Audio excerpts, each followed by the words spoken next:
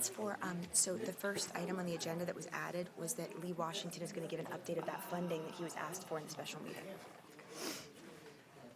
I did not catch that until just All right, good morning. Welcome. Good afternoon. Excuse me, I'm a creature of habit. Good afternoon. Today is Thursday, April 21st, 2022, and this is a land use meeting of the Board of County Commissioners of Manatee County. It is an absolutely beautiful day in Manatee County, and we're going to start off the way we always start our meetings, by honoring God and by honoring our great nation. So the invocation will be led by Pastor Jaretha Capers, Rogers Community United Methodist Church, after which our Army veteran and County Commissioner Reggie Bellamy will lead us in the Pledge of Allegiance. So at this time, if you are able, please stand.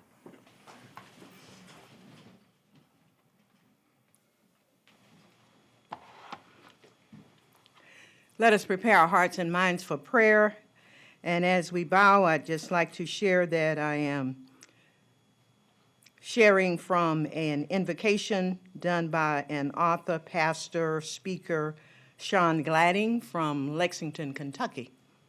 Let us pray. O God, you who are called by many names in many languages in our county, worshiped in many ways, in many places within our community. You who are the author of life and justice.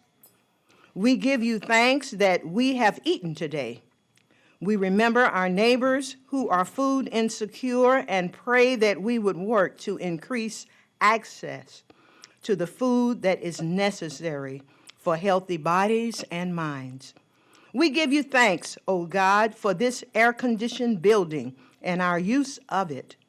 We remember our neighbors who are unhoused or housing insecure and pray that we would work to increase access to safe, affordable, comfortable housing. We give you thanks that we are healthy enough to be here today.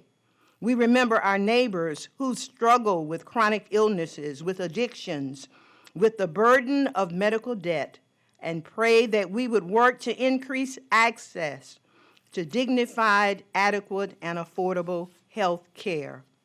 We give you thanks for the education that has prepared us, has prepared these leaders, O God, for their responsibility and their leadership. We remember our neighbors who are struggling in schools or who are in struggling schools and pray that we would work to increase access to an education that would prepare all children to succeed in life. We give you thanks for the range of resources that are at our disposal. We remember our neighbors who live with debilitating poverty and pray that we would work to increase the pathways out of generational financial struggle. We remember our neighbors who contribute each and every day, O God, but who may feel unwelcome in our community.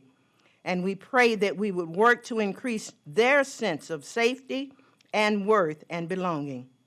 O God, our God, the author of life, the author of love, the author of justice, we pray that you will use us, use these county commissioners, oh God, use these elected officials, use us as a community called Manatee Community, oh God, Manatee County. We pray that you will use us to cultivate the kind of city, the kind of county, the kind of world of which you dream.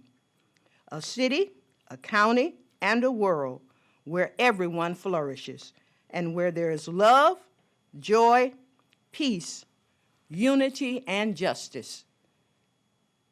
In the matchless name of our Creator we pray. Amen and amen. Amen.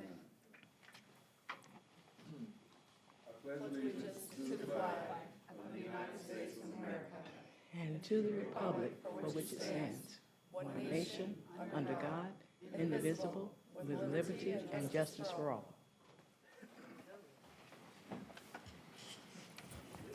All right. Thank you both so much. What a great way to start our day, or at least our meeting. All right. Ms. DePaul, would you please read changes to today's agenda? Thank you, Chairman. So the first addition was a report. It's the first item on the agenda. It's going to be an update on Emergency Services Grant, ESG, and Community Development Block Grant, CDBG, presented by Lee Washington, the Director of Community and Veteran Services.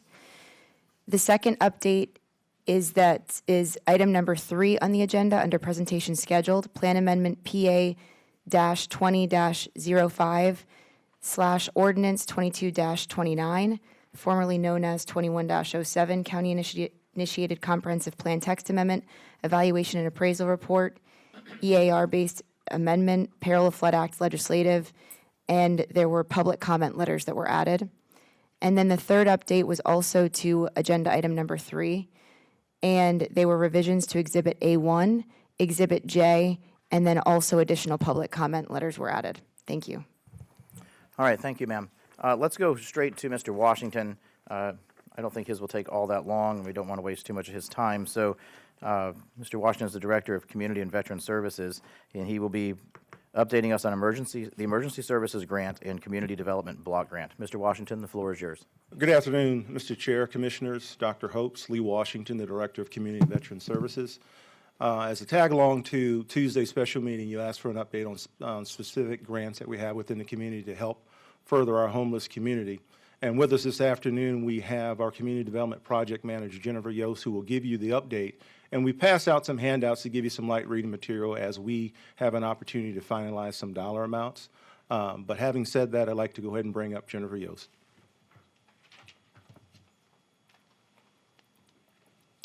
Good afternoon, and thank you for this opportunity. As Lee mentioned, you were asking us for information about the use of our Community Development Block Grant to be used for rapid rehousing or motel vouchers. After the meeting, Commissioner Whitmore did clarify that she was really focused on the motel vouchers, so I made sure to cover both in the write-up that I did. So CDBG funding may be used for emergency rental assistance or non-congregate sheltering, which is motel vouchers. We can use it. It is subject to our public service cap, which with our regular CDBG funding is capped at 15%. We have maxed that on our existing CDBG grants. However, it is also eligible under our Community Development Block Grant COVID funding, and our COVID funding has no public service cap. So that's why we can talk a great deal about this. ESG CV and ESG regular can also be used for non-congregate sheltering and rental assistance. That funding has already been allocated out to 3 entities. That is Turning Point, Salvation Army, and St. Vincent de Paul, who are all doing rapid rehousing. St. Vincent de Paul is the only one doing non-congregate sheltering. However, the other 2 entities have requested amendments to their ESG CV agreements to add non-congregate sheltering for people that are enrolled in rapid rehousing to stay in while they are looking for permanent housing. So it's not just general shelter. It is specifically for those that have continuous rental assistance tied to provide them when they can get into permanent housing. So we are currently working on those amendments right now. That's what I've been working on all week, is to do those amendments to allow for the non-congregate sheltering. So with that statement of saying we can use CDBG CV for non-congregate, we have 2 agencies, 2 projects that came and asked us to terminate their CV projects because it was not performing the way they were expecting it to. So we have approximately $682,000 of Community Development Block Grant, CV, so it's our COVID funding, to reallocate. They has submitted the request. They have 30 days to submit their final reports and their draws. So this is an estimate of 682. We'll have exact amounts in about 30 days. So with that said, there's 2 options that the county can really do, is they can issue a request for applications from the general public that are providing services to persons experiencing homelessness to provide non-congregate sheltering through motel, hotel vouchers. The other is to issue what is called a direct solicitation of qualified organizations, which is going to the agencies that are receiving ESG CV and ESG funding, which is those 3 entities, and do a direct allocation to those entities if they want it for non-congregate sheltering for rapid rehousing clients while they wait to find permanent housing, because it is taking them time. So it's to do what St. Vincent de Paul is doing right now. This would extend the use of our ESG, because we could move our ESG more into just rapid rehousing instead of doing rapid rehousing and non-congregate sheltering. So rental assistance, more people would be housed by doing that combination of what we've identified as option 2 on the report. Option 1, which is just the general request for applications, would take 60 to 90 days to do because we have to go through a competitive application process. Option 2, which is direct solicitation, would take us about 45 days. And as stated in the previous meeting, that timeline is because we have to do what's called a substantial amendment to our action plan, which is telling HUD, which we have to have a 30-day comment period to tell the public what we plan to do, and then bring it back to the board for the board's final approval. So staff's recommendation with all of that is to do option 2, which would provide motel hotel vouchers for rapid rehousing clients for the agencies that have ESG CV so that they can focus their ESG funding on the rental assistance. Stand for any questions. Thank you. I have Commissioner Whitmore on the board. Commissioner Whitmore. Okay, so option 2 would allow St. Vincent de Paul and others that are on your list to be able to provide non-congregate, which is like a motel, correct? Correct. Okay. We all said this was an emergency Tuesday. Do we, as a commission, should we vote? Do we need to set a policy, a vote? I wouldn't feel comfortable maybe any more than what City of Bradenton had done, which expired, I think it was $198,000. It lasted 2 years. I don't know if that would go faster with the situation now. I would like somebody's expert opinion on that. I mean, or just leave it open, but I don't like leaving the bank open either. So I would ask the county administrator if I would rather start at a number, and if we need more, come back to the board. Well, as was stated, we have substantial funds to reallocate. 600.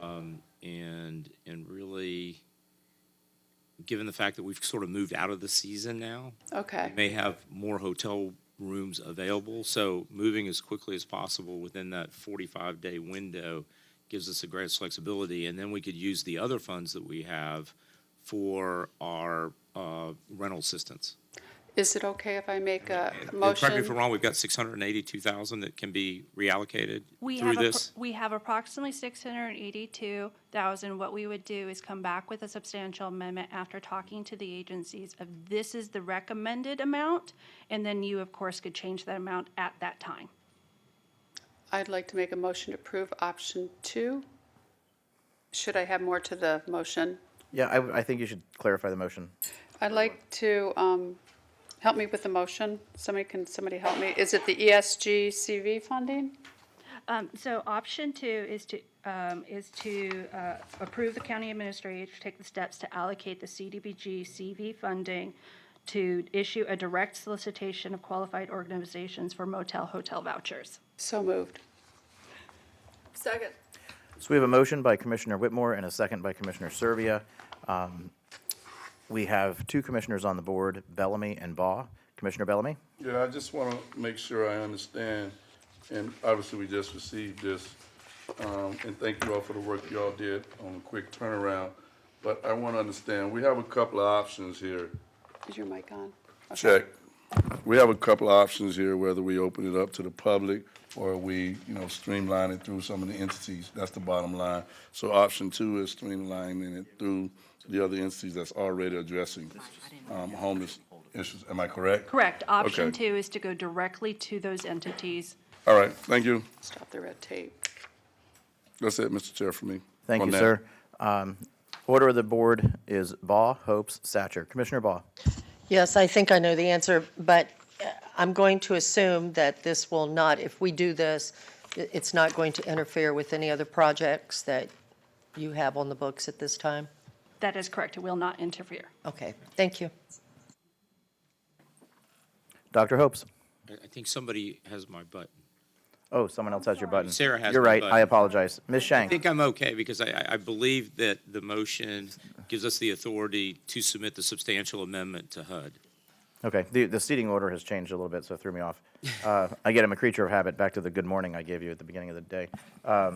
So then it's Shank and Satcher. Mr. Chair, I was just going to add, please make the motion subject to legal review in case you have any details. I'll amend that motion to say that.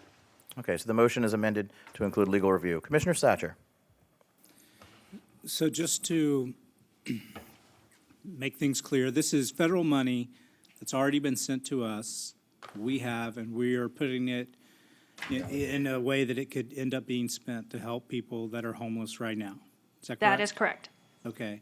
And then, so we kind of, in a way, would have like a test going with St. Vincent de Paul. Have we seen any, what I'm always, skittish about in these types of situations is not the problem you see that you're solving. It's all the things you didn't think of, all the unintended consequences. Have we seen any of those? Have hotel rates skyrocketed to where a family can't, trying to vacation can't get a place because of this? Or have there been any, anything that you've seen?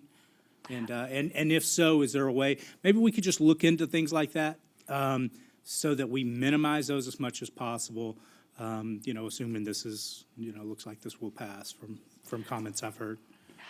So the agencies negotiate with lower rent motels because we want to make sure to get as many in.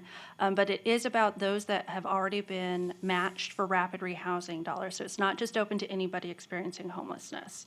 So it's someone that wants to move into housing and has been matched. And so what we have seen in the other entities and why they're requesting to be able to do this is when they have someone that is the rapid rehousing, they have the first interaction and then they lose them. And so we're not getting them housed. And so where St. Vincent de Paul's, they put them into the shelter, they can go and have that case management work and not worry about losing them. They actually are having a quite successful rate of getting those individuals into housing or matching them with funding that's not even ours.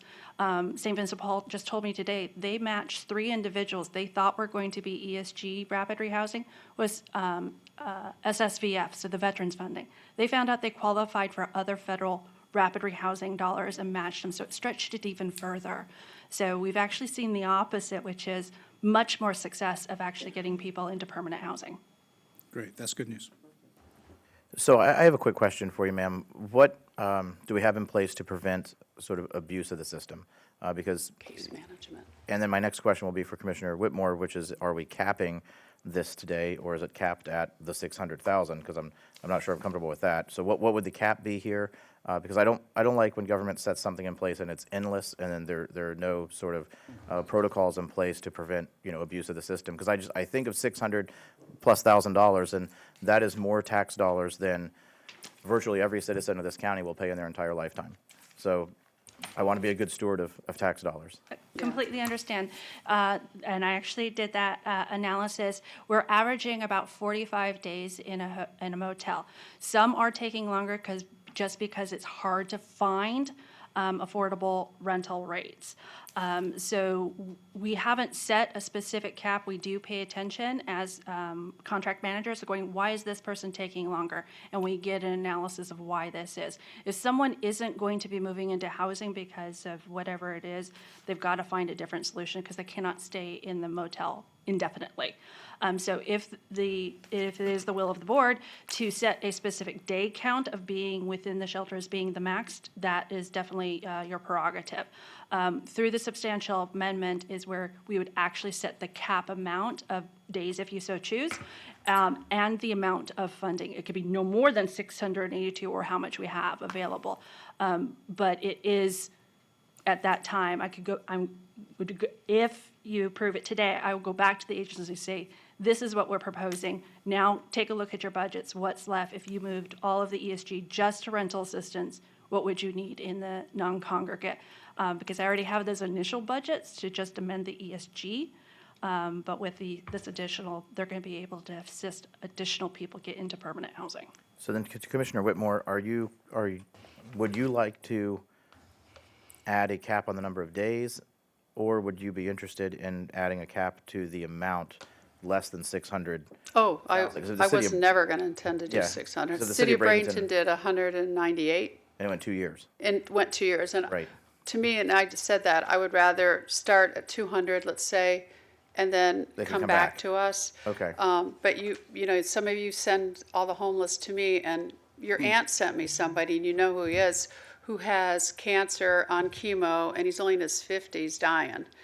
That may be in there more than 45 days. What are we going to do until Yeah. hospice takes them? I'm You know what I comfortable mean? with leaving it to staff to Okay. determine each case, because every case is different, right? Yeah, I'm everything's comfortable with different. their opinion. I think, thank God we're doing something. Thank you, board. I was Dr. going to Hope? suggest you leave the motion the way it is, and then we'll come to you as we assess the rate with which it could be spent, because I wouldn't want to compare it to like the city rate, because I will tell you, upon your passage of the motion, I think you have seen firsthand how well this unit is operating now that they're in community and veteran services with Lee Washington and the whole team.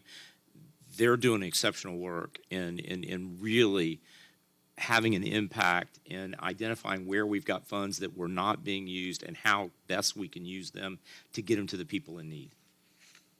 Mr. Chair. Okay, Whitmore, you are on the board. Yeah, I don't feel comfortable not putting a cap on it, just like the other day. I didn't feel comfortable about doing something that I can't, you know, ruin our credit rating. They'll come back to you with the Yeah. amount. Well, okay, but just remember, right now, I think all these clients go to Turning Points, who gives them the voucher to go to St. Vincent, correct? We're with the city of Bradenton. Is that what they'll do with us? So there's somebody, so that case manager follows them at St. Vincent. So it varies because they work with Suncoast Partnership to End Homelessness, which they use their by name list, which Chris talked about on Tuesday, to say these are the individuals for the rapid rehousing funds that you have, Turning Points, St. Vincent de Paul, Salvation Army, and it's those individuals that are then matched to the funding. St. Vincent de Paul happens to be able to move them into the shelter or their motel at this point. The other agencies don't, so they're still living on the streets or their cars or whatever. And those entities are losing those individuals because they have their first meeting Not in and the then they system. disappear. So they're not having as a high success rate of the rapid rehousing because of it. So then let me ask you this way. I understand what Dr. Hopes is saying. He says it's going to come back to us for a second vote. So when he comes back for between now and then, Mr. Washington and his staff will determine what the appropriate cap should be. But my question then is, does that mean it will not, if we vote on this now, it will not become effective immediately? It will not become, you won't be able to spend those dollars until it comes back to us? Remember, we have to submit Have to wait the 45 amendment days. to HUD. You have to have the We're gonna have 30-day 45 days. public That's period. So right. that's why I'm saying we have time. Okay. Your vote today will allow us to begin The application executing. process, right. And the 45-day clock starts. Perfect. Okay. I'm comfortable with this. I have, Baugh and Whitmore. Commissioner Baugh. I hate these things. I just have a quick question. I just thought about this. Is there any way, I mean, I know that we have a lot of children that are homeless, you know, that's in our school system. Do families get priority in this somehow over single individuals or just a couple? I mean, I'd hate to see, you know, children left out on the street longer. So the priority is set by the by name list that's Suncoast Partnership to End Homelessness identifies. So it's the acuity level of the households that come in. And so that's how they are prioritized to receive the rapid rehousing funding. And so it would be those households that we would be doing. If you're wanting to just do general shelter without being tied to a rapid rehousing fund to move them into housing, then that would be option one. And then we could say it's these types of households. That's the difference. So Thank you. Thank you, Commissioner. Commissioner Whitmore. I have a quick solution so we could start right away. We could take 5 or 10,000 out of our general reserves. And if we can pay ourselves back out of the CBDG, maybe we won't be able to, okay. But if we could take 5,000 to start, and then the application should be done in 45 days, or 10,000, then we could start right away. That would be a separate motion, I assume? So you want to go Yeah, to public that'll probably comment die, now, and but we'll I'll come try, back to that? yeah. Okay. Let's open this to public comment. No one's on the board. Is there anyone from the public, I don't have any cards, but is there anyone from the public who would like to come forward to speak on this specific agenda item? All right, seeing no one, we'll go to the telephone. Has anyone called in raising their hand to speak on this item? No, sir. Okay, we'll close public comment. And Commissioner Whitmore, did you want to add anything to this, or you want to just go ahead and vote? Let's do it separate, two Okay. separate motions. So we'll go ahead and call the vote on this item now. All in favor, say aye. Aye. All opposed? Madam Clerk, passes unanimously. And Commissioner Whitmore, I'll give you the floor if you want to. I'd like to make a motion that we take 12,000 out of our reserves for general fund unrestricted, out of the Board of Commissioners reserves, to fund rapid rehousing to last up to the 45-day limit, or until we get that approved in our 45-day limit. So if we don't spend the 12,000 when the Goes back to 45 runs reserves. out, it comes back? Totally. Okay, so we can spend up to 12. Okay. Commissioner Bellamy we need a second. I will second for discussion. I will Commissioner Bellamy has For seconded. discussion, because here's what I am thinking. Are we going to replace our reserves with the money that's allocated? And we can't do it that way? Not that So way. you're just spending- Figure it out. It's $12,000. We have 1.2 million in it. Carol's house is worth, you know how much? 2.6 now. So it's 12. I'm done. I just want everybody, I have my answer. I'm just teasing Commissioner Whitmore. Commissioner Satcher, you're on the board, sir. Currently, is St. Vincent de Paul, are they out of a bunch of letters funding? So St. Vincent de Paul, under their current agreement, they have fully expended their shelter funds, their line item. They have requested an amendment to put more of the ESG CV into shelter.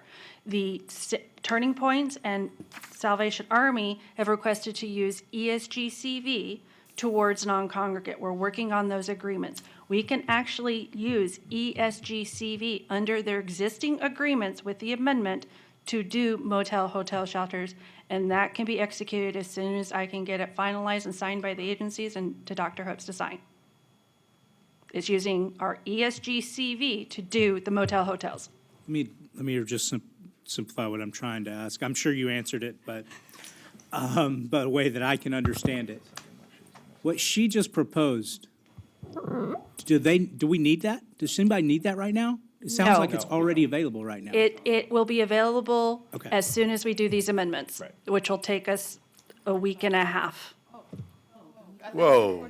I thought you With said the 40,000. ESG CV, the CDBG CV, There are a lot of to give acronyms for more funding. money. The bottom line is, if you'll just pass this motion, well, you already passed the motion. Right. What you pass is really all we need. We have other things that we're moving rapidly on. We have funds that we can direct to the problem based on our discussion Tuesday. We're in great shape. Thank you for what you just approved. Okay. Yes. We can do it in a week if we need to. Okay. Give us 10 days. All right. So are we moving forward with your motion of $12,000? No. Okay, I'm going to withdraw it. Commissioner Whitmore has withdrawn her motion, and we will move on to the consent agenda. Are there any items on the would anyone like to pull either of the items on the consent agenda at this time? Motion to approve the consent agenda. We have a motion to approve by Commissioner Servia, and we have a second to approve the consent by Commissioner Cruz. We'll open consent to public comment. Is there anyone from the public who would like to come forward to speak on the consent agenda? Okay, seeing no one, we will go to the phone.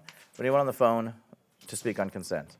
All right, we have no one on the phone for consent. We'll move forward with the vote. All in favor of passing the consent agenda, say aye. Aye. Aye. All opposed? Madam Clerk, it passes unanimously. Ms. Shank, would you please introduce our agenda item?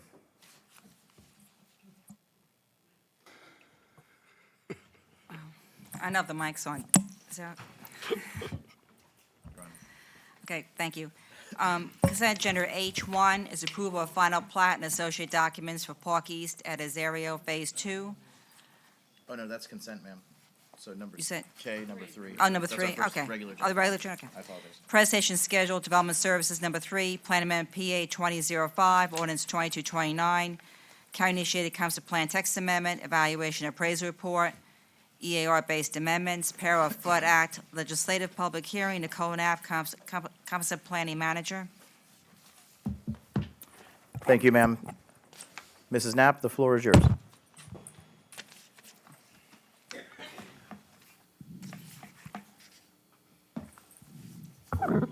Thank you. Good afternoon. Nicole Knapp, Comprehensive Planning Manager. And I just entered additional public comment into the record that was provided after the update late yesterday afternoon.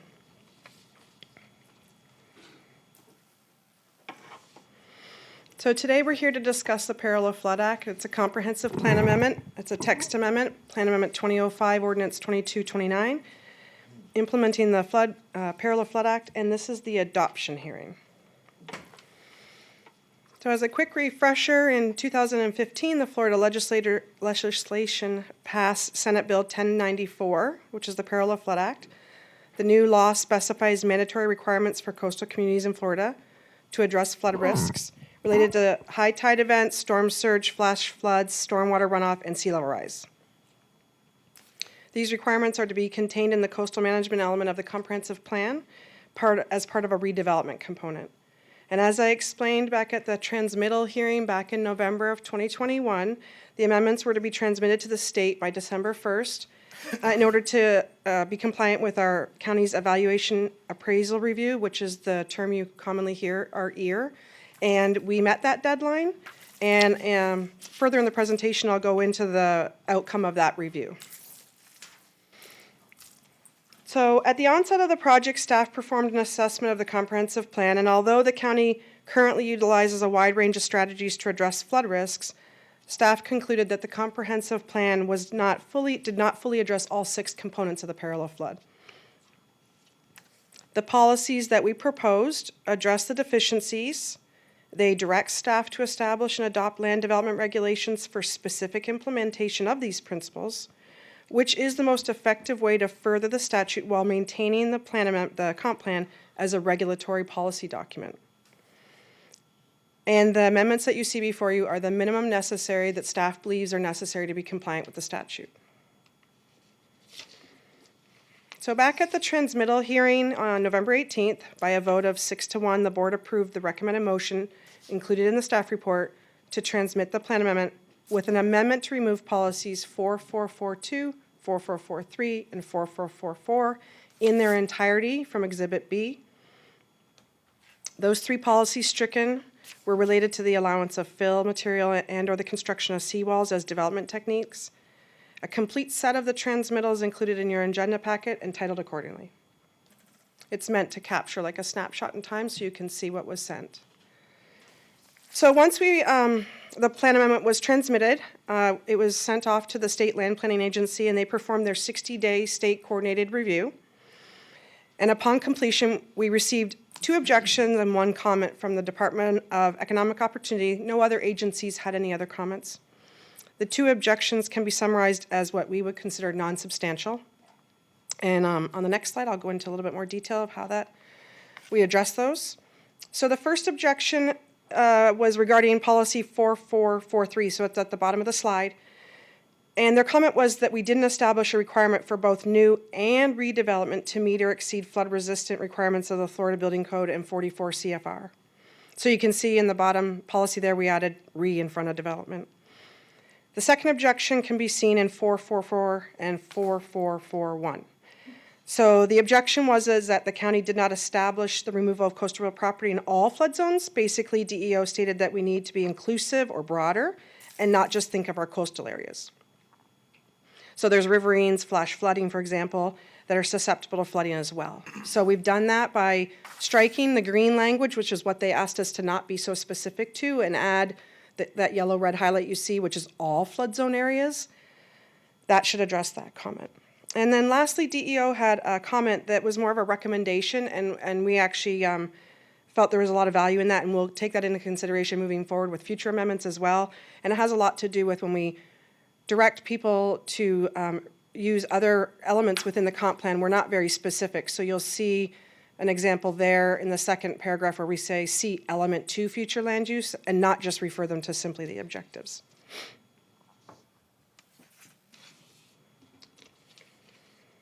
So following the transmittal hearing, staff started to consider that as a county, there are some best practices, strategies, and engineering solutions that we should probably be giving consideration to.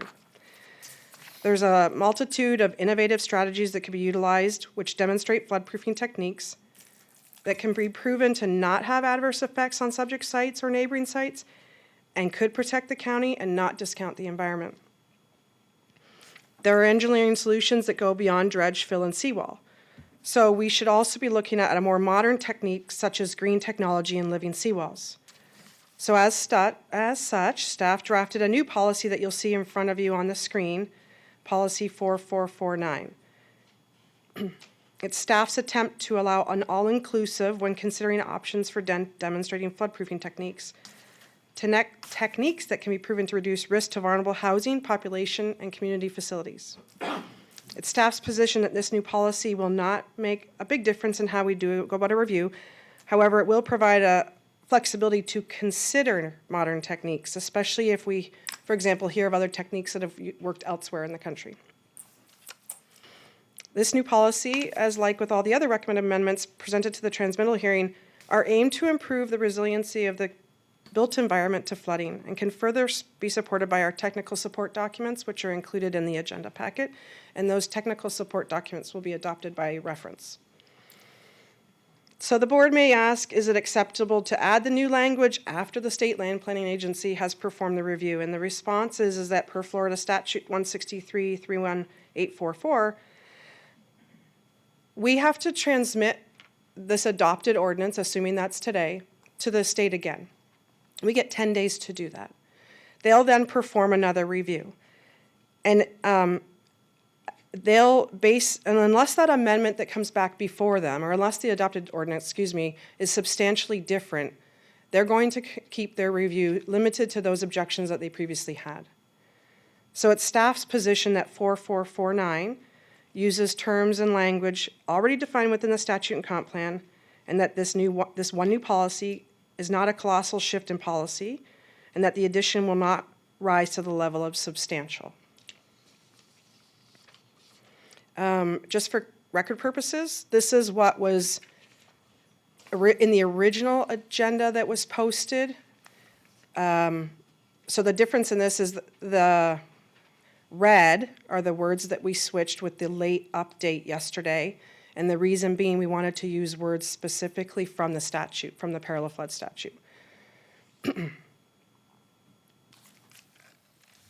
So today we ask for you to adopt Manatee County Plan Amendment 2005, Ordinance 2229, as presented in Exhibits 4A and 4B, attached to the ordinance, which is Exhibits A through I in strike-through and clean version. This concludes our report. Thank you, Mrs. Knapp. Commissioner Whitmore is on the board. Commissioner Whitmore. Thank you. I think 4 of us attended the Tampa Bay Regional Planning Conference regarding resiliency recently, and some of us sat with the city of Holmes Beach, and I got out of that meeting, living on a barrier island in that city, that they were looking at a lot of different things that they're going to have to deal with in the future, with the projections in 30 years, them essentially being the sea level rise 10 to 12 inches. So the mayor was talking to her staff and the engineers there at that time. And then I've noticed recently, and I brought this up at a couple of meetings now, my city has started requiring drainage fields. And that's a different way that's been done in the past, where they actually put a drainage field, it's almost like a septic drain field, all around the house, the structure. And they use concrete and shell and all that for percolate, so it'll percolate down. And they're building another house across the street from me, and they're doing the exact same thing. So that's new, and that's ways that they're trying to figure it out. I am the one that did talk to you, and I called you, and you were at the job fair. I apologize. And then Courtney was accommodating enough to get Nicole on a conference phone call with me last night because, if I remember last time, I think you all were here. I think we were at the convention center still, maybe, or just back here. But the last time we brought this up, staff appeared to have been pressured to write, because when we asked staff, did they write this, they said no. And so more or less we got, and then staff went through a lot of misery and pain during this because, they're going to tell the truth. So then this comes before us, and, we did the hard vote. It went to the state, and now it came back, and now we've added something. So we're getting, as you know, many letters, and I can understand that. But then I asked last night, well, if we're going to add something after all that we've been through with this previous thing, why aren't we sending just this part back up to the state? And you just said because Florida statute allows you to do this, or you're complying to Florida statute. And I suggested to you, well, yeah, but you're wordsmithing it. Why don't you just say, instead of that paragraph, in compliance with whatever Florida statute was. And I didn't get that answer, like it wasn't going to be satisfactory. So I have concerns because of what staff went through, what we went through on this, and then all of a sudden we've added something. And it is very vague, and I understand there are new technologies, like I just gave an example of where I live. I understand all that. But we have to rest assured to our citizens the reason why we're doing this, and I think a lot of us that attended the Tampa Bay Resiliency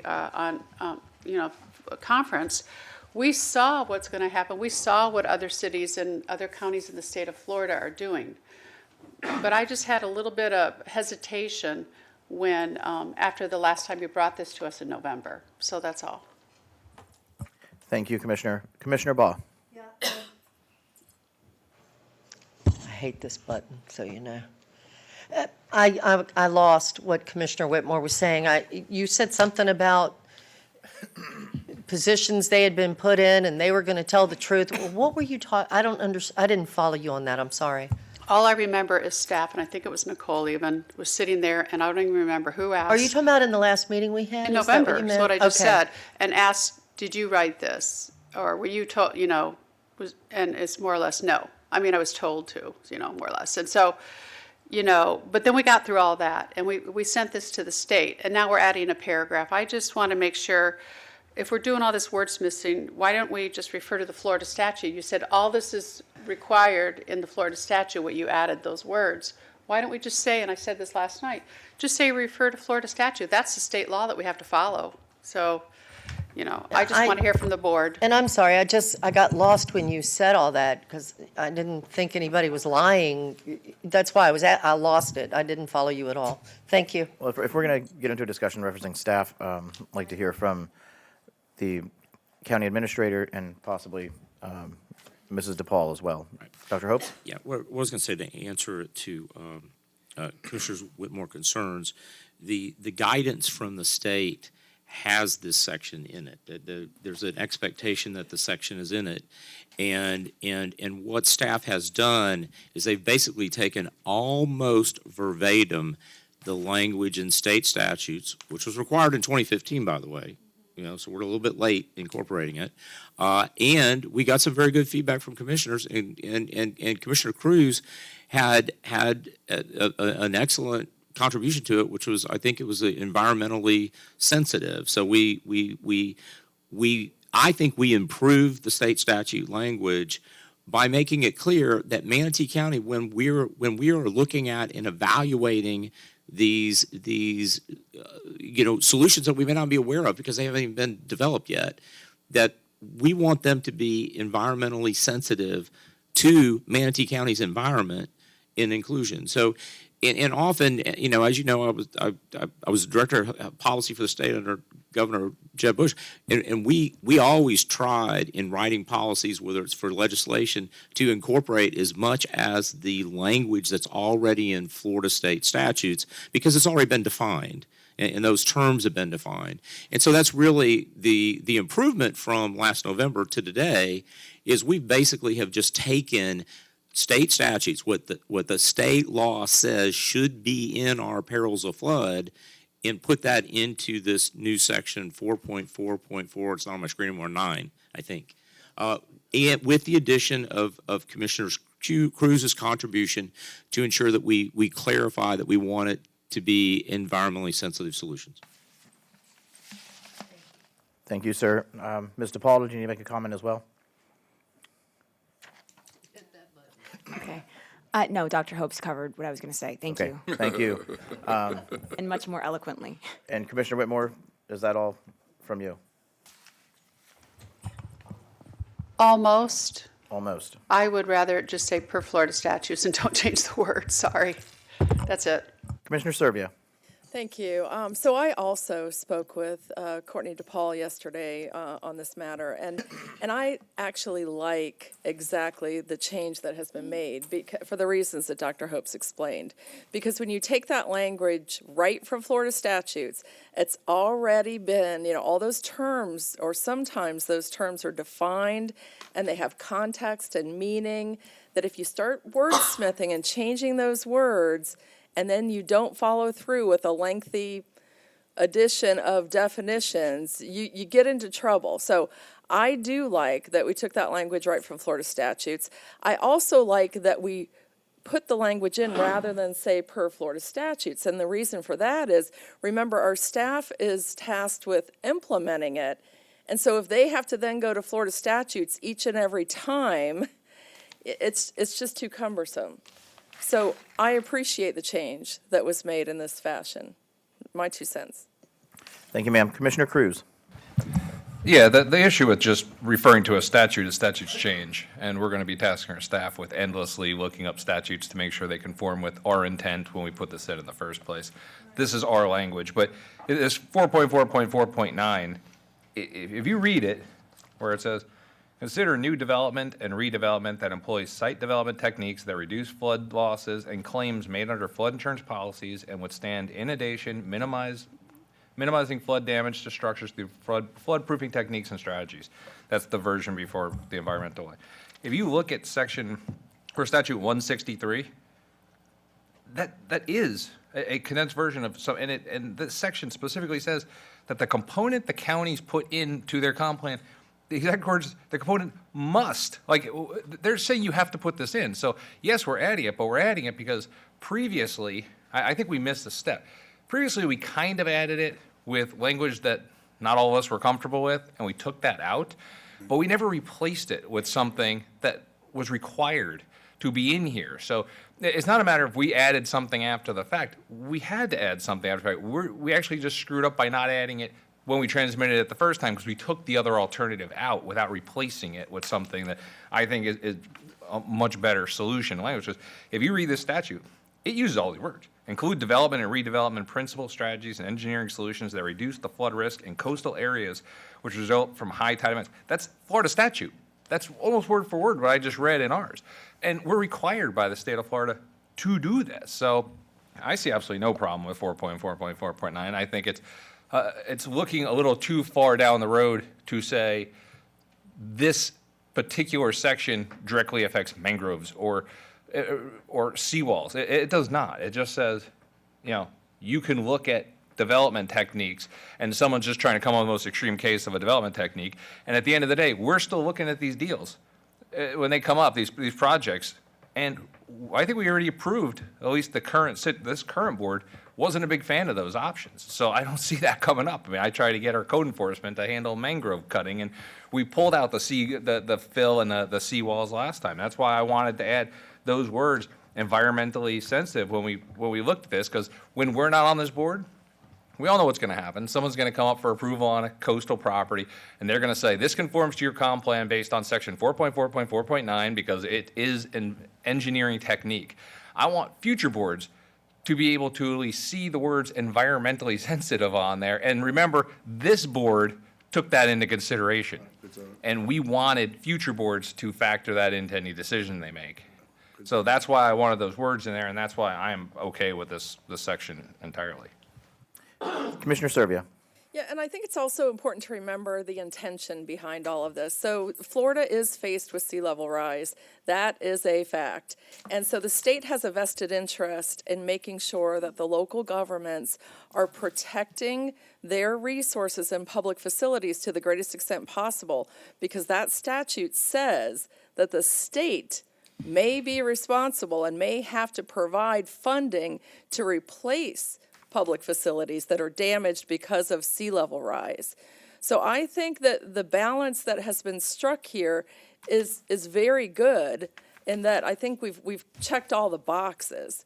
We're trying to protect all of our public facilities from sea level rise, and we're trying to be very environmentally sensitive in doing so, and recognizing future engineering options, which that changes almost by the month now. If you keep up with that, I mean, there are some really exciting things happening in that field because it's very important to Florida. So, thank you. Thank you, Commissioner. Commissioner Satcher.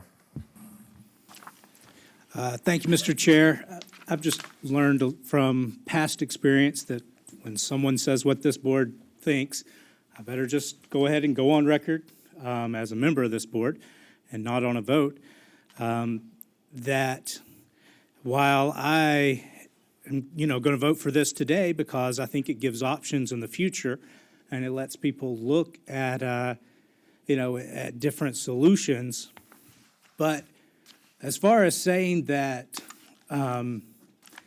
we are expecting perfection in the future from anyone developing a future property, I just want to say that if we believe that in either 7.5 years, as AOC believes, the Congresswoman from New York, and the Green New Deal says, so either in 7.5 years, there's going to be feet and feet and feet of sea level rise, or the new number that we heard just now, or y'all heard at the in Tampa, in 30 years, there's going to be feet and feet and feet of sea level rise. If we believe that, then to also say, and not only that, but you're not allowed to do anything about it.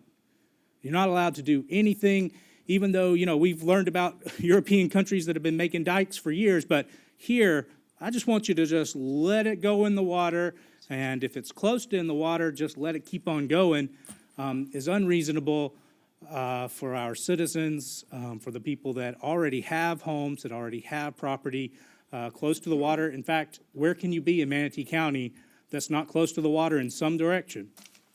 And so I just want to just make it clear that I don't understand that, why we are even tempted to say, you've got a solution, forget it. Just let it go. Because if this were to be, oh man, in the next 2 years, we've got 5 more feet of water, or whatever the numbers are from the doomsday crew, if that were to turn out to be true, do we want our neighborhoods? Do we want Rabonia underwater? Do we want Sneed Island underwater? Go upriver. Do we want these places underwater? Is that our goal? When someone wants to put something and bring the, this home is, we're going to rebuild on this lot. I'd like to use engineering to make sure I'm not flooding out my neighbor. I'm not saying we should flood out our neighbors, but I'd like to use engineering solutions to raise this lot, to make the water pass through in safe ways. Whatever solutions the engineers come up with, I'm not an engineer. Do we want to come back to them and say, yeah, but I don't know if that's a sensitive enough way to solve this problem. I'd rather you just let that house sit there, and if it becomes a swimming pool or a part of the river, you're just going to have to get over it and move on. I don't think, me personally, I don't know where the votes are on that in the future. I guess each project will come before us, but I won't ever vote for that, and I just wanted to be clear about that. Thank you. Thank you, sir. Commissioner Baugh. Yes, thank you, Mr. Chairman. Here's the thing. I've been sitting on the board for the Tampa Bay Regional Planning Council now 4 or 5 years. I'm the vice chair. And I will tell you that each year it changes somewhat as to what people feel that we should do or shouldn't do, or whatever the case may be. And that's going to continue. So what this board does today, if we come up with, you can't do this or this or this, chances are next year it's probably going to change, because we are changing. Technology changes, everything changes. So the bottom line is I've read all these emails that's been coming in, and it's very nice that the public is so engaged Turn your mic on on. this issue. Turn your mic on. Oh, jeez. The mic is I only hate as this mic. good as the I'm user. not starting over. So, can you do something about this mic, please? But the bottom line is, all these emails, seawalls have never not been allowed. I mean, they are allowed. A fill is allowed. And we're talking about items that have its place, depending on what the project is, what is happening, where it's at.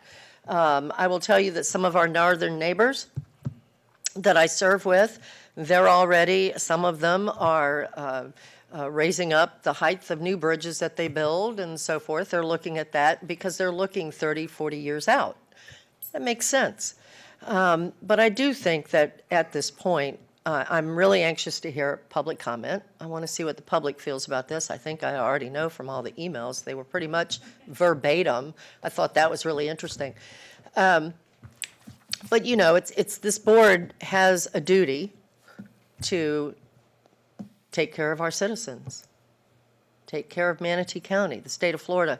And on that note, I will end with saying that our legislature, our governor, did put into place a Resiliency Committee. It's, I believe, the first one that the state's ever had, I believe. And they're heavily involved. In fact, who says politics always get in the way? They actually spoke at our Resiliency Summit that we had a couple of weeks ago in St. Pete. So, you know, the citizens of Florida, we're all together, we're listening. The state's listening, your counties are listening, all over, all 67. So we just need to make sure that we stay on top of it, and that is our job, to try and stay on top of it. So, Mr. Chair, with that, I'm hoping we can go to public comment. Thank you, sir. Well, ma'am, I have two more commissioners on the board, Commissioner Servia and Commissioner Whitmore. Commissioner Servia. Yes, thank you very much. And I also am very interested in hearing from public comment, and I have read every single email that I have received and replied to most of them. So just a couple of facts that I want people to remember as we go into discussion with the public. Manatee County, we've been told this now for 2 years, Manatee County is the county in the state of Florida that is most at risk for property losses, property value losses. That is a fact that we've heard for 2 years based on sea level rise. Number two, Tampa Bay has already seen a rise between 7 and 8 inches. So sea level rise is here, sea level rise is happening, sea level rise will continue as of today. Who knows what the future holds? And there is expected to be between 11 and 31 inches in rise as of the year 2050, okay? So, and one more thing about seawalls. We do not allow seawalls in Manatee County. We have not allowed seawalls for 30 years, new seawalls. What we allow are the replacement of existing seawalls. That is allowed. So I want everyone to understand that as well. And so I'm looking for environmentally sensitive solutions to protecting our infrastructure and our property as we go forward, as we know more and we do better, right? So thank you all for being here, and I look forward to hearing your comments. Thank you for clearing some of that up, Commissioner Servia. Whitmore and Baugh are on the board. Commissioner Whitmore. Yes, I just looked up the Florida statute 163.3178, and what we're proposing today is the exact wording that is required by law, except we've added environment or environmental. I know, but I wanted to read it myself because I hadn't read it. Sure. And Sarah has been asking us for quite a while. I'm very passionate that we were supposed to do this in 2015, and we hadn't done it yet. So we have gotten further today. That's why I support moving the library, for the very reason that Commissioner Servia said. It's, you know, there's going to be issues along the river, et cetera. So I want the public to know, because I'm sure, you know, a lot, if you look at Florida statute, what they've added is, what they've added is per Florida statute that we were supposed to comply with in 2015, except one word added, environmental. Thank you. Thank you, ma'am. And with no one on the board, we will move to public comment. I do have some cards, so we'll start with the cards. And I'll read off 3 or 4, since there's so many. Folks can just sort of form a line there at the podium in the proper order. So Haley Goldstein. Holly, is that Holly Goldstein? I apologize. Could be one of. Holly. Okay, Hallie. Oh, like Halle Berry. Oh. Hey. Holly All Berry. right. Richard Andrews, and it just says Maggie. She's representing herself. So we'll start with those 3, and each person, when you do come up here to speak, you'll have 3 minutes to speak.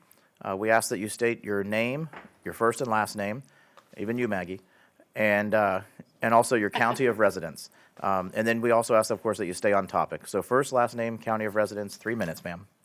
Yeah, good afternoon, members of the commission and chair. My name's Hallie Goldstein. I'm originally from Lee County, but I am a climate organizer with Audubon, Florida. So as a lifelong resident in the Southwest Florida region, I recognize and appreciate your work for a more resilient county comprehensive plan. Your focus on green infrastructure for a resilient future strengthens the county's ability to leverage natural resources for flood risk reduction and water quality benefits, while still protecting our coasts and communities for future generations to enjoy. The purpose of the Peril of Flood Act is to reduce flood risk by preparing for coastal flooding and sea level rise.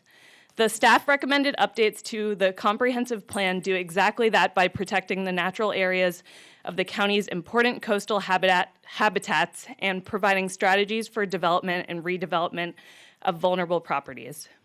This is why we are asking you to refrain from amending the county's comprehensive plan to codify seawalls and backfills as the solution to erosion and flood control along Manatee County's coastlines.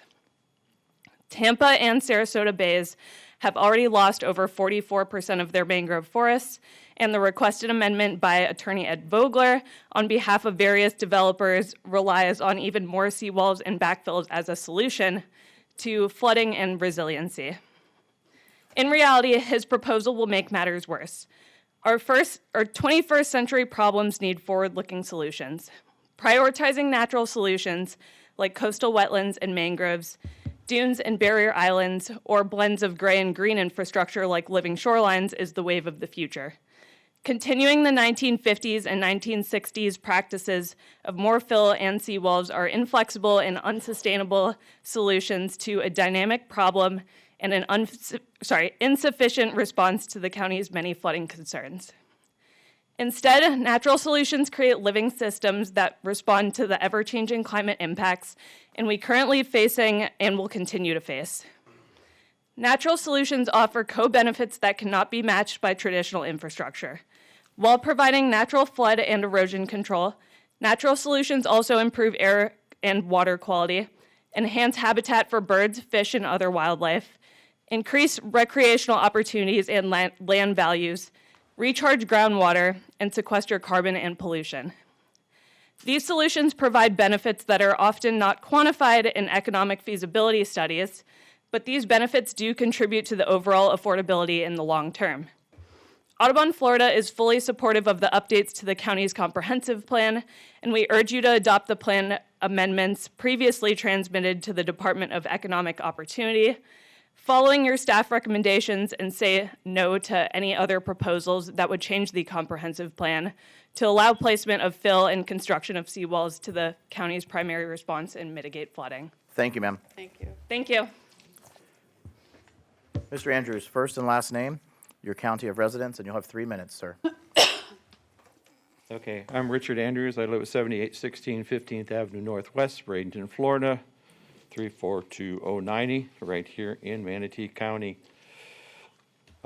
Natural Florida is the greatest selling point our unique community and state has to offer. Believe it or not, in a moment, believe it or not, Florida is unique in the world geographical and environmentally. Just by reviewing this map, we'll see that here in Florida, we're nice and green. We go to our west, we have the central desert of Mexico. We go to our east, the Sahara, the Arabian deserts, the Iranian deserts.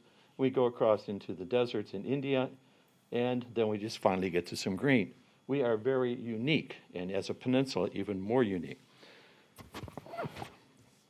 Beautiful natural shorelines, as at Emerson Point Preserve Park, where I volunteer every week, Robinson Park, Perico, Neal Preserve, in addition to state and natural preserves and parks, are the answer.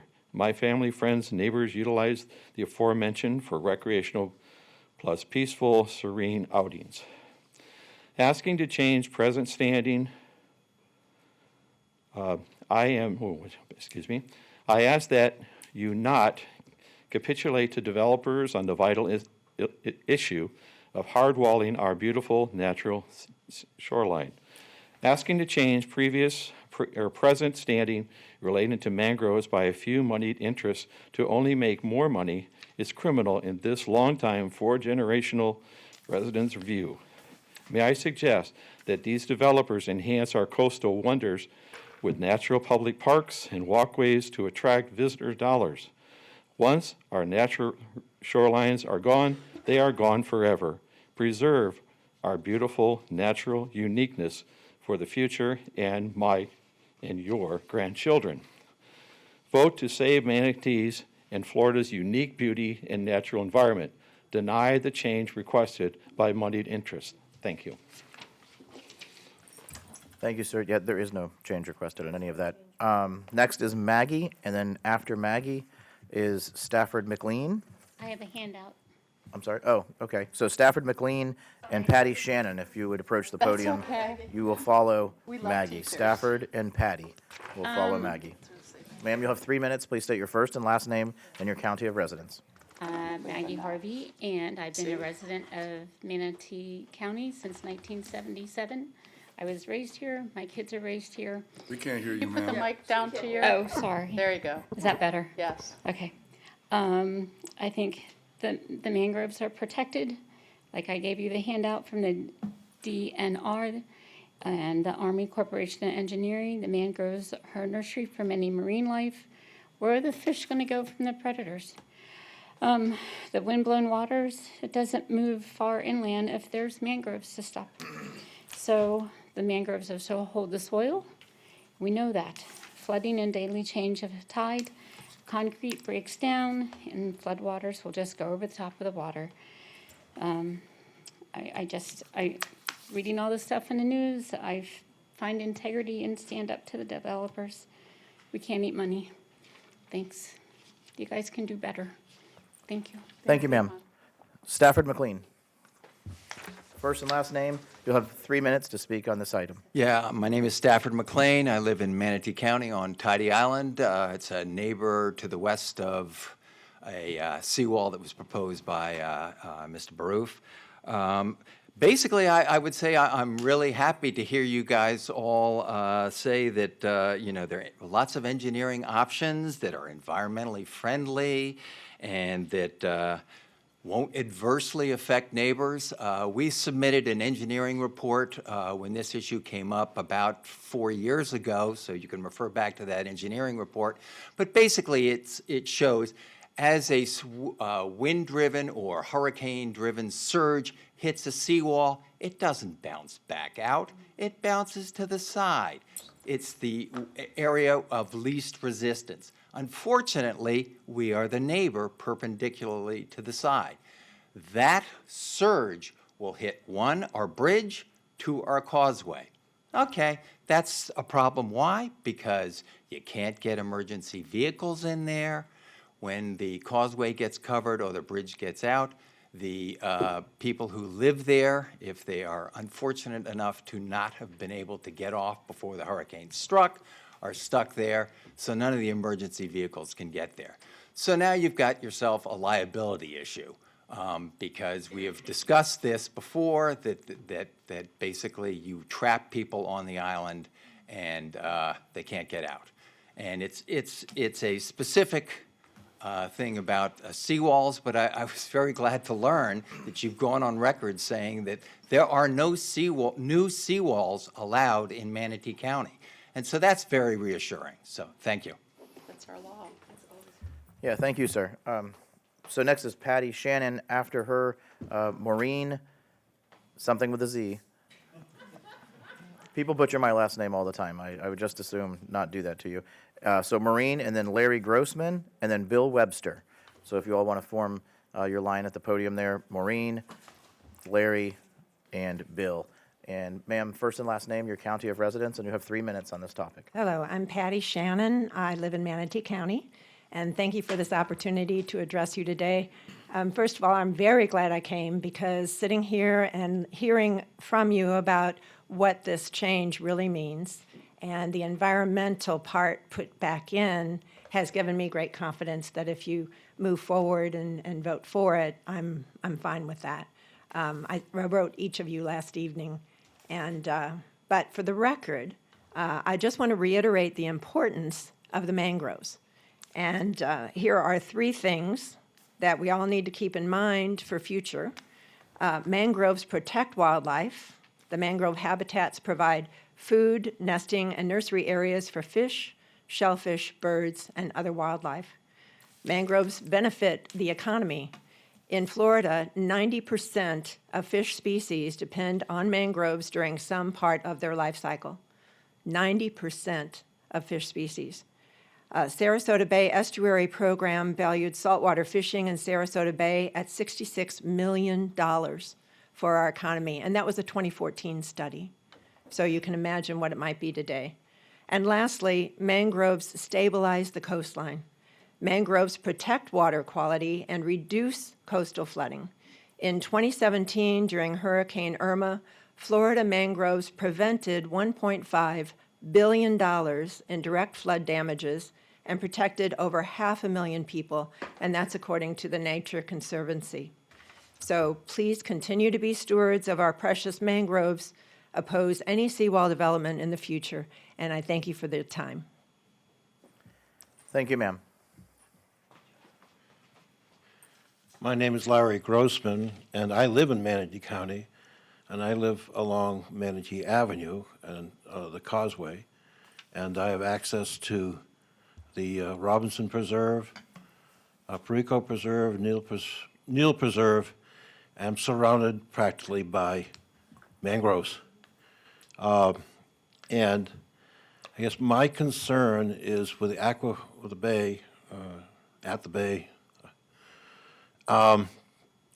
the edge and whether those mangroves will be preserved. And I want to certainly review with the planning department where things stand, because I see some of the graphics that I see in their website are confusing, showing hard edges and not showing mangroves. So I want to be very, carefully review that information. But I certainly oppose any kind of technical solution, engineering solution, which would involve filling and hard edging the Sarasota Bay. Anyway, we need to preserve the mangroves. Also, I'm concerned about manatees, and I get to see manatees every day if I want to, because they're in off of Palmasola Boulevard in this little boat area, and they need to eat.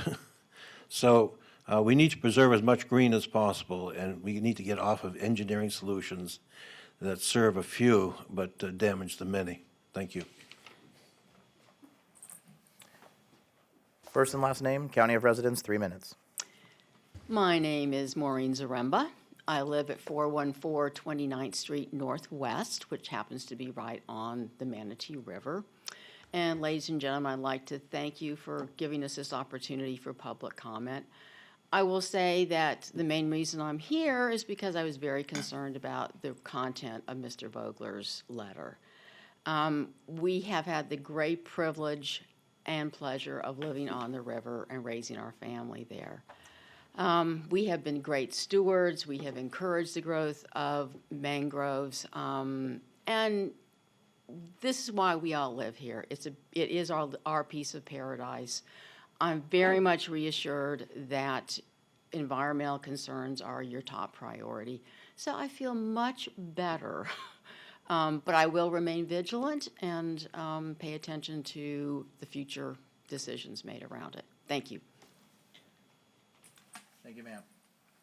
Thank you, ma'am. And next is Bill Webster. After Bill will be Ruth Lawler, and then Frank Zaremba.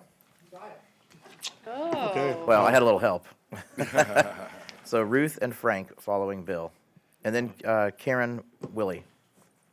Okay, hi, I'm Bill Webster, live at 7819 San Juan Avenue. I've lived in Manatee County for about 27 years. And we've heard a lot of language that's vague, strategies and solutions and that sort of thing, which is probably fine. But there's an underlying concern I have listening to our conversation or yours today, and that is whether or not there's any conflation between being proactive or enabling of sensible responses to potential future sea rises, major sea rises, as one issue, and enabling developments that are on the boards right now and enabling the dilution and destruction of current shoreline protections. I think these are two very different issues, and forgive me for being at all suspicious that someone might try to find some loopholes in order to do that. Sophisticated arguments have most likely been heard from the usual suspects, from the gentlemen of wealth and taste who speak with us all. So I'm asking you to think who you are, who you represent, whether it's a handful of people or whether it is the majority of the electorate to whom you claim to represent. So stick with the words that have been said today and don't slip back. Thank you very much. Thank you, sir. Ma'am, first and last name, county of residence, and you have 3 minutes on this topic. Certainly. My name is Ruth Lawler. I live at 1608 28th Street West. Moved to Manatee County in 1951 as a toddler, I might say. The issue of Peril of Flood Act is best addressed through living shorelines, not seawalls, not fill, but living shorelines. There are numerous references throughout the Florida statute that call for protection of natural shoreline, preserve natural habitats, and require buffers larger than 50 feet to prohibit alterations to coastal habitats. So if that is really the intention of this, I think we're all on the same page. If that's not the intention and we can fill and put seawalls in because of the rising water, we are not on the same page because we can move the development back from the shoreline and protect those mangroves. Did you know that in the 20th century, Tampa and Sarasota Bays have lost over 44% of their mangroves? We can't afford to lose any more. And did you know that Sarasota Bay is designated as an outstanding Florida water, which under Florida Department of Environmental Protection means worthy of special protection because of their natural attributes? And we all have heard the importance of the mangroves as far as protecting the habitats and the sea life. Mangroves serve as a carbon capture as well. The carbon storing superpower makes mangroves a critical part of the solution of that rising water, as that changing climate. We need to protect them, not allow them to be filled and seawalled. In fact, in the Florida state statutes on coastal management, one of the things that it says, and this is policy 4.2.2.6, construction of new seawalls and repair and reconstruction of existing seawalls is prohibited except as permitted by federal and state regulations. So if we take that to heart and incorporate that into what is proposed, I think we're going to be okay.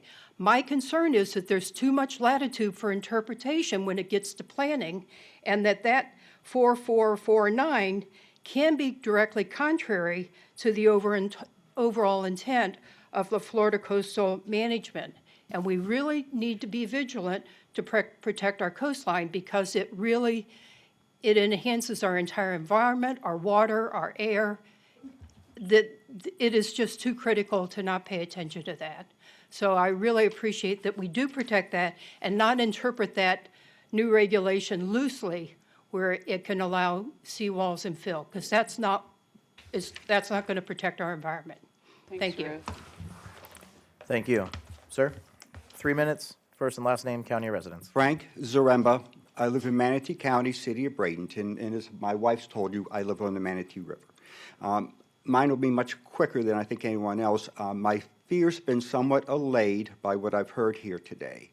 When I read the amendments, I saw it as a Trojan horse to allow development, because once it gets into a land use plan, it's very easy then to go forward. I saw it as a Trojan horse to allow the construction of new seawalls. But I've heard today from the board that that's not the case. And as long as that is the situation, I think the language is in the statute. I think it's appropriate. Thank you. Thank you, sir. Ms. Willie, and then after that is Catherine Proffitt and Ed Vogler. If they could stand up at the behind the podium there. Thank Thank you. Go ahead, ma'am. 3 minutes, first, last name, county of residence. Karen Willie, Manatee County. I am representing the Florida Native Plant Society. I believe you know our views on mangroves and their protection.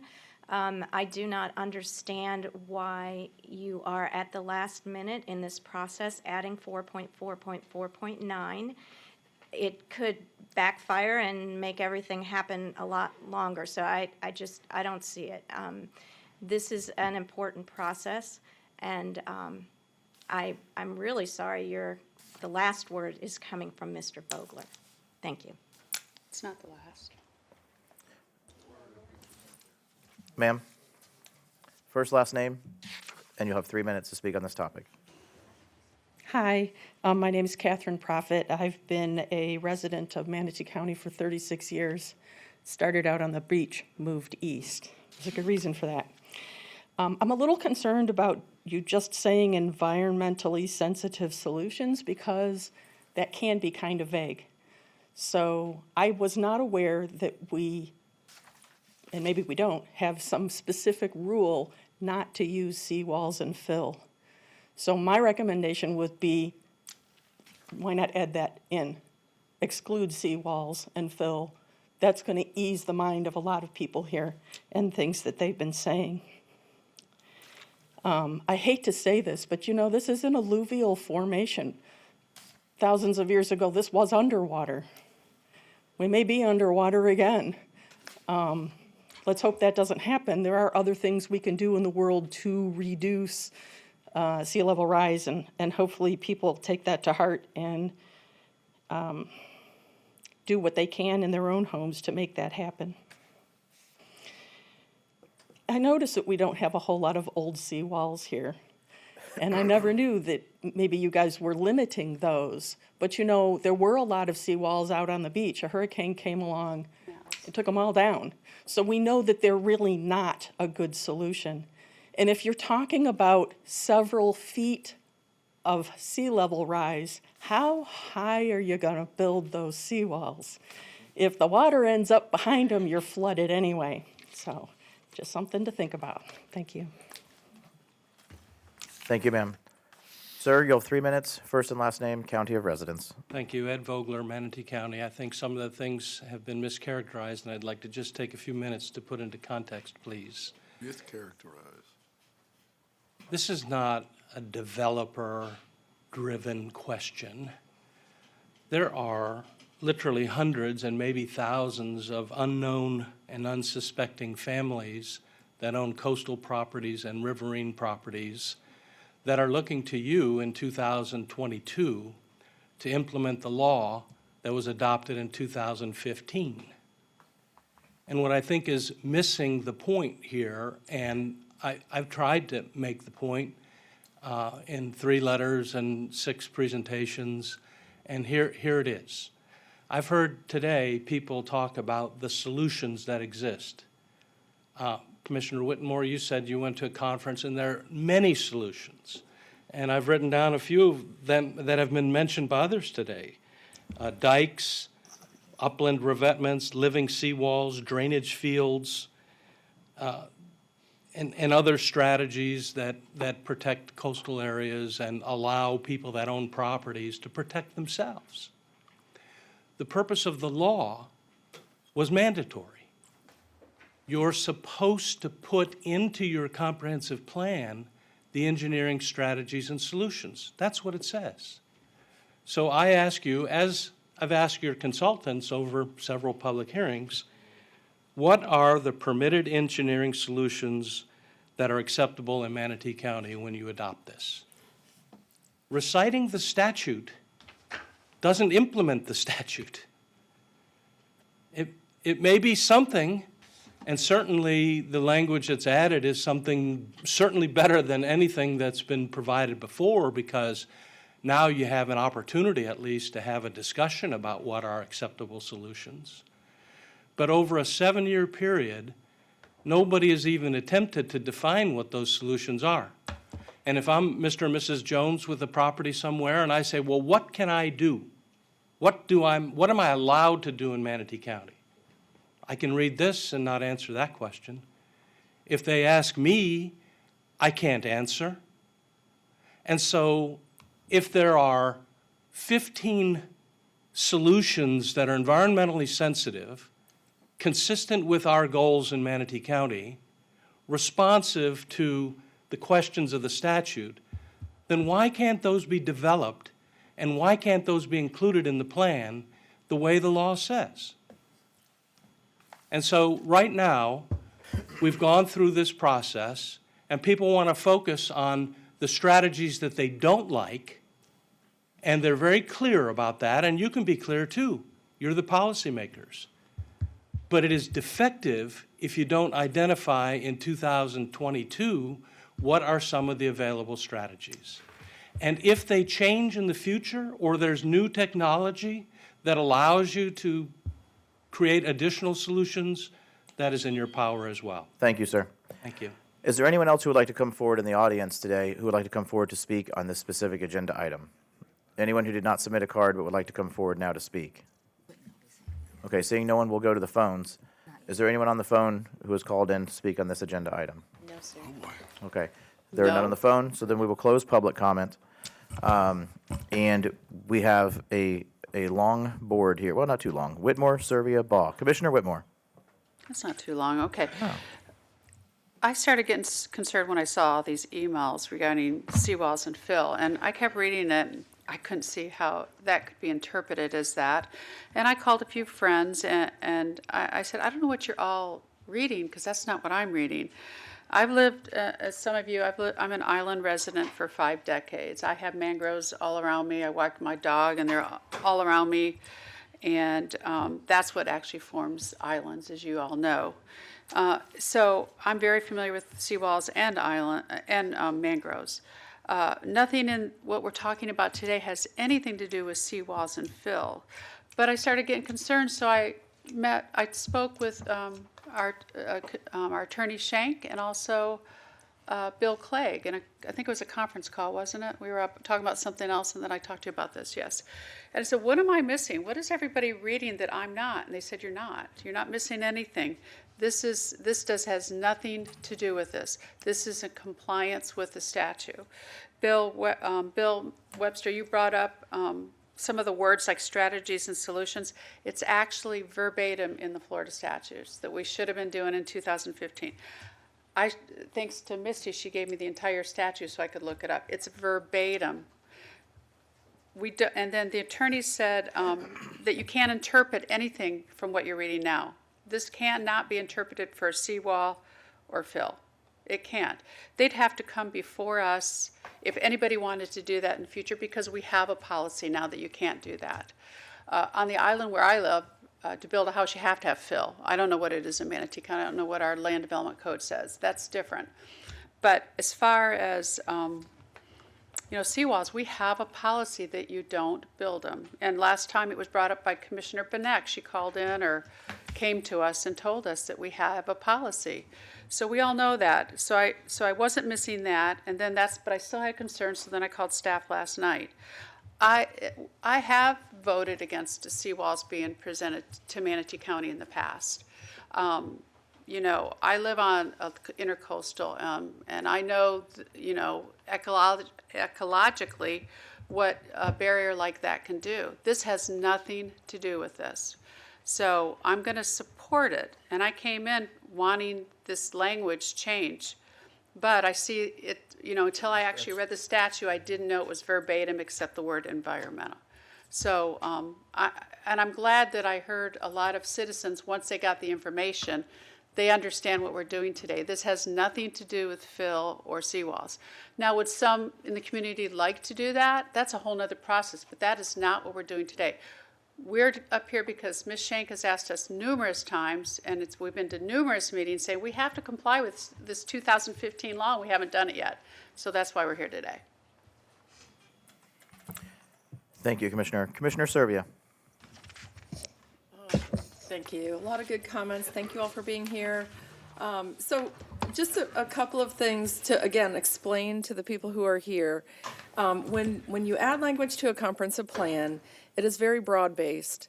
They are goals and objectives and policies. And then those are later refined in the land development code to bring the detail into the requirements. And, you know, in the 1970s, Florida used to build seawalls, but they learned that seawalls, you know, as someone described, the tides, the energy from the waves hit the seawall and disperse in a way that's not good for other properties. So now in today's world, you know, things have changed a lot.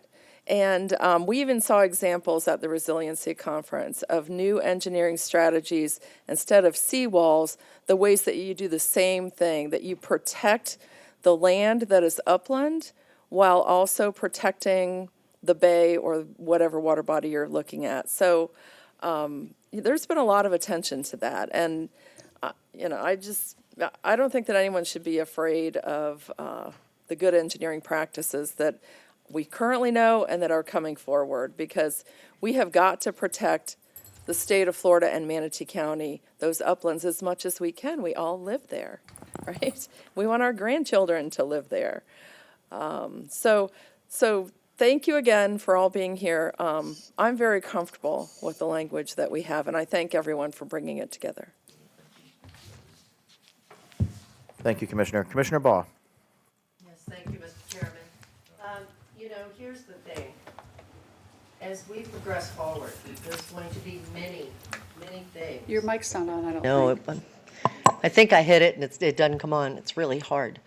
There's going to be many things that we're going to have to do that I can tell you now just from this crowd. There's going to be some things that we're going to have to do down the road you're not going to like. But there's many effective treatments and things that we can do to protect our shorelines. So I think what's happened here from all the emails that we've all seen and spent most of the weekend trying to read, I think it's interesting because it all seems to come from an email that we received from somebody else. And many of you were not very nice in your comments about the attorney that came up to speak. There was no language in anything that we're talking about today that has anything to do with his email. I mean, this is something that kind of, it grew. I mean, it grew, and it didn't have to, because that's not what we're looking at. We're not looking at Mr. Vogler's email. That's not in anything that we're going to vote on today. I think your board, what we're doing is trying to not alienate ourselves in any way to some solutions that are out there that I know about that will be coming, that it depends on where the property is, what has to be done. I heard somebody from Sneed Island, and I just wanted to say, you know, gosh, I mean, maybe y'all better worry about your septic tanks too. That's a problem. You talk about, you know, the water and protecting your land.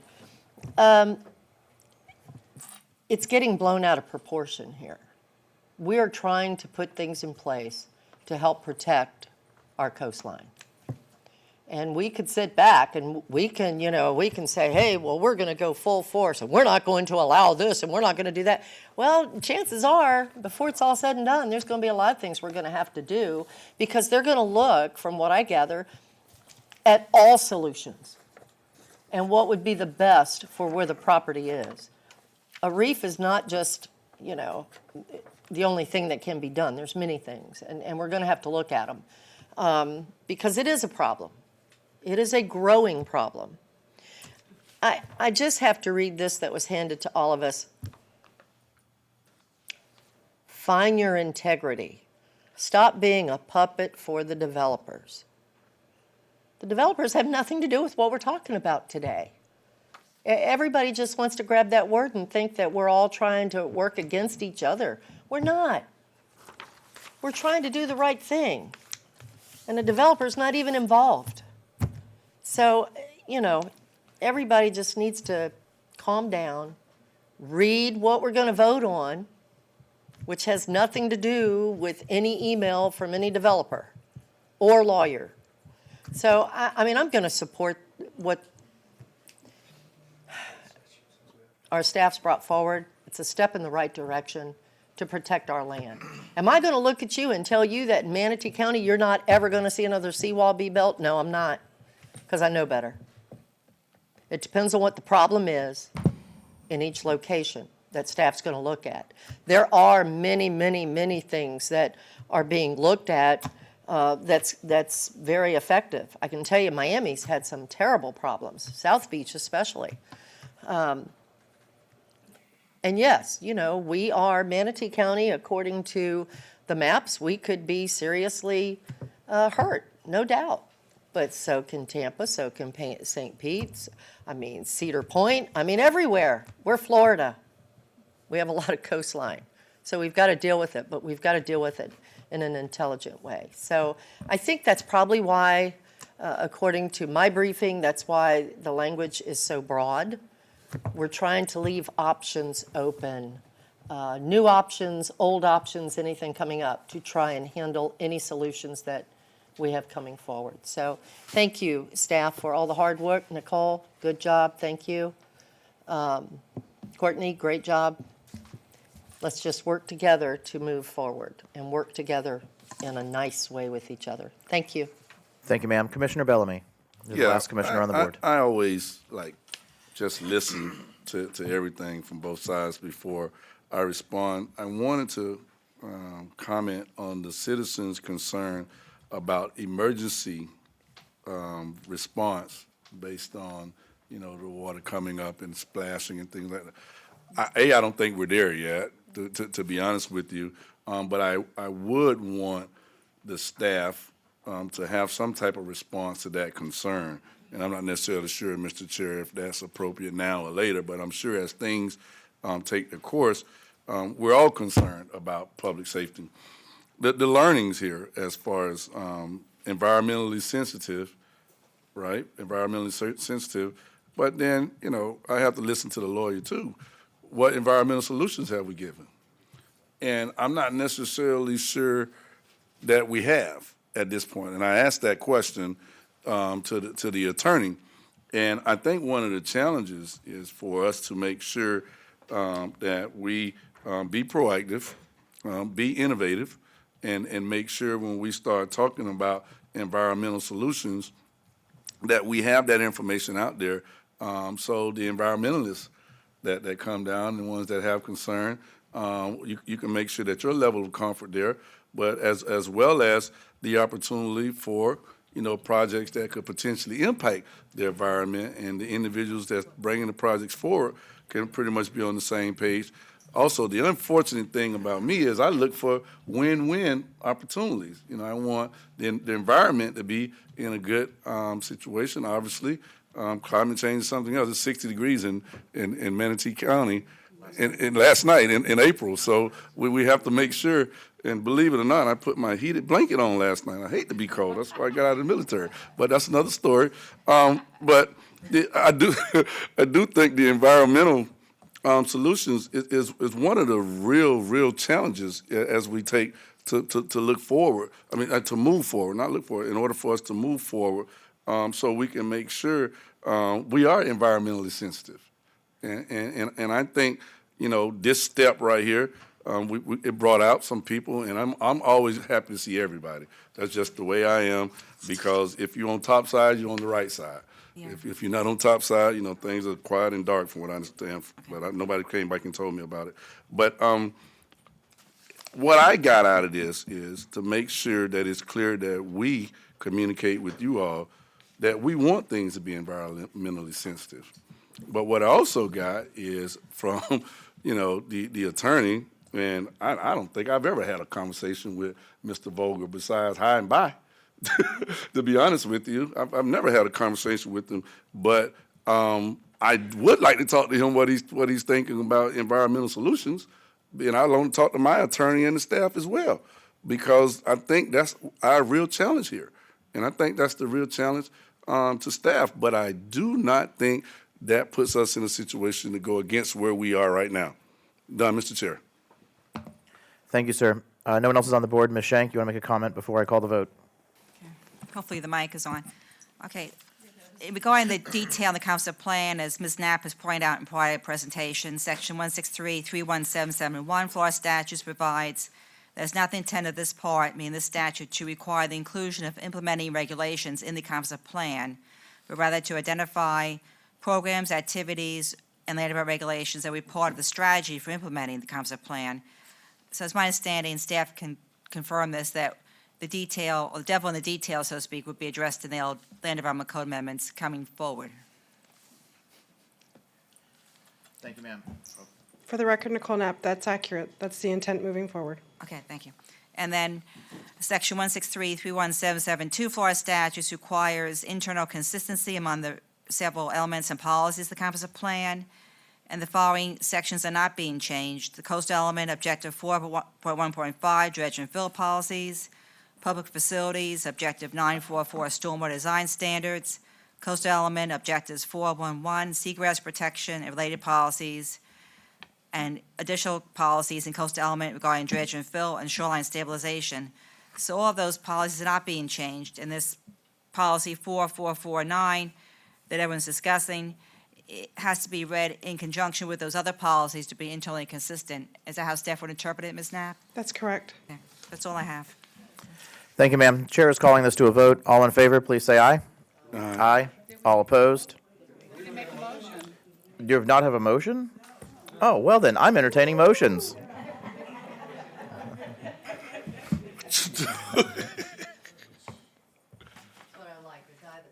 I'm entertaining motions. Ms. Shank, would you like to read I'll have Ms. Shank read it, and Well, then if- you all can do what you want. If the intent is to adopt the proposed amendments as presented by staff, the alternative motion in the staff report reads, based on the evidence presented, comments made at the public hearing, the technical support documents, the action of the Planning Commission, find the request to be consistent with the Community Planning Act and the Manatee County Council Plan, I move to adopt Plan Amendment 2005, Ordinance 2229, FKA 2107, as recommended by the Planning Commission. So moved. Second. We have a motion, we have a second. Madam Clerk, we have held public comment, we've had discussion and staff presentation. All in favor, say aye. Aye. Aye. All opposed? Madam Clerk, it passes unanimously. Mr. Chair? Commissioner Whitmore, you're on the board. And again, because we've gotten hundreds of emails, and per what our attorney just said, currently it is against the law to build seawalls along our shorelines. Correct, Madam Attorney? Except if they're replacing in between. Yes, and they have to obtain applicable state and federal permits. Right. So currently, nothing has changed. This is helping us comply with the 2015 Florida statute, correct? Yes, these amendments are solely for the EAR-based amendments. That was approved in 2015. Thank you. Okay, thank you, ma'am. We've not held public comment on future agenda items, so if there is anyone who'd like to come forward to speak on an item that was not on today's agenda but may appear on a future agenda, please step forward now. All right, seeing none, we'll go to the phone. Anyone on the phone? I'm sorry, you want to speak on future agenda? Okay. Oh, I see what he's doing. Get the same. He want to put the manatee in Manatee. He wants to put the manatee in Manatee. See, boss. So, sir, you'll have 3 minutes to speak on a future agenda item, not on today's agenda. I don't know if this will be on a, Larry Grossman, I don't know if this is going to be on a future agenda. I hope it will, but I can't predict that. And what I want to do is, it's my message. So we don't do props, sir, but if you'd like to speak for 3 minutes, go right ahead. That's my solution. Okay.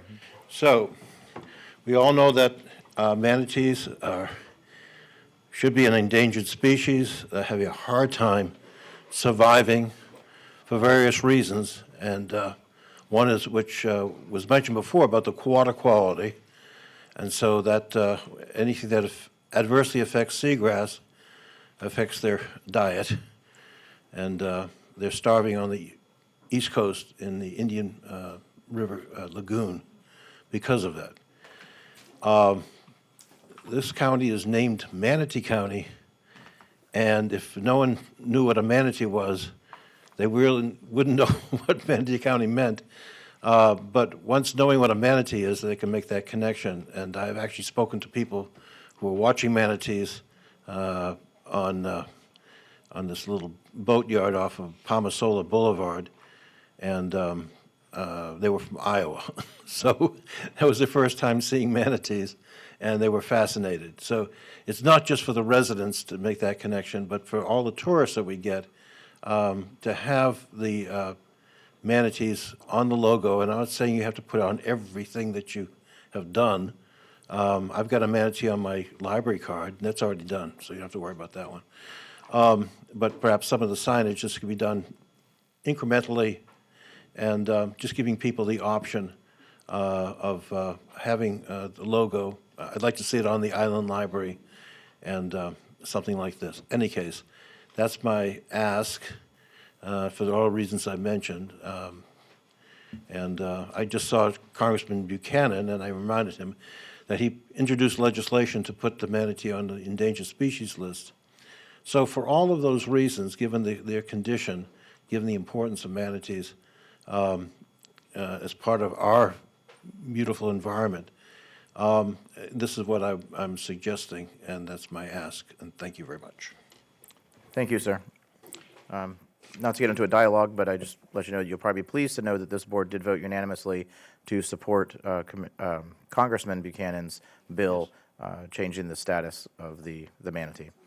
Thank you for that. I think we're aligned well on that statement. Is there anyone else who would like to come forward to speak on future agenda items? All right, seeing none, we'll go to the telephone. Is there anyone on the phone? No, for sir. Future agenda items. Seeing none, it's 3:15, but Commissioner Whitmore is on the board. Yeah, sorry. Commissioner Whitmore? Yeah, the logo that we're talking about, the clerk carries the seal, which we very rare, they have the official seal, and then we have our brand. So we could consider in the future our brand when it changes to look at that, or it could be on our official seal. And I brought this up, Larry's gone already, but 3 or 4 times, and there was no appetite. It does make sense somehow to incorporate the manatee in the future, but that's not a priority, but just keep it in your hat for if we decide to rebrand or if we want to put it in our official seal. You guys probably never see our official seal. The clerk has it. Yeah. Okay, thank you, ma'am. If there's nothing else, we will be adjourned. Commissioner Servia. Yeah. I'm just asking if you're going to do commissioner comments, I as we wasn't always planning on do. it. No, I was Okay. planning on going home. If there's nothing else, we're adjourned.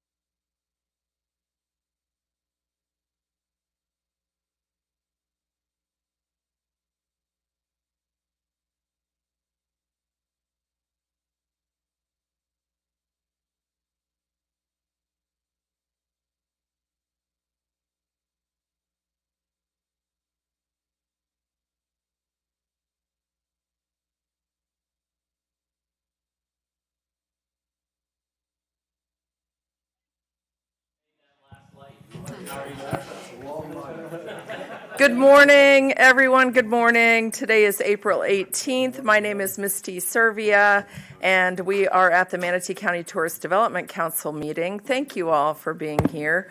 We're going to begin with the Pledge of Allegiance and the invocation led by Vernon Desir. Please rise. I pledge allegiance to the flag of the United States of America and to the republic for which it stands, one nation, under God, indivisible, with liberty and justice for all. Vernon? And please press your mic. This one? Yeah, good. I guess they can hear me, is that it? Gracious Heavenly Father, we're so grateful for the privilege to serve this community. We thank you for keeping us safe and healthy. We ask for your protection for those who would do harm and have motivation that would not be pleasing to you. Grant us wisdom and discernment during our deliberations, and help us to always remember to honor and glorify you in all that we say and do. In your precious name, amen. Amen. All right. Thank you all for being here today. As we get started, let me explain that we have new microphones on the dais. So in order to speak, you need to press the button until the red light comes on. And then when you're finished speaking, please turn off by pressing the button again so the red light goes off. Okay? If you don't have your mic pressed, we won't be able to hear you. So please try to remember that. All right, let's start with TDC introductions, members. And Mr. Childs, take it away. Ed Childs, Sandbar Beach House, Mar Vista. Do you have a microphone? No. You don't? Okay, Ed Childs is at the end of the dais. I don't know why you don't have a microphone. I apologize. There we go. Oh, there's an extra one here. Yeah, it looks like Eric Cairns, Anna Maria Island, Cedar Cove Resort. Sure. Yeah. Jitin Patel, Holiday Inn, Sarasota Bradenton Airport. Shirley Griever Bryant,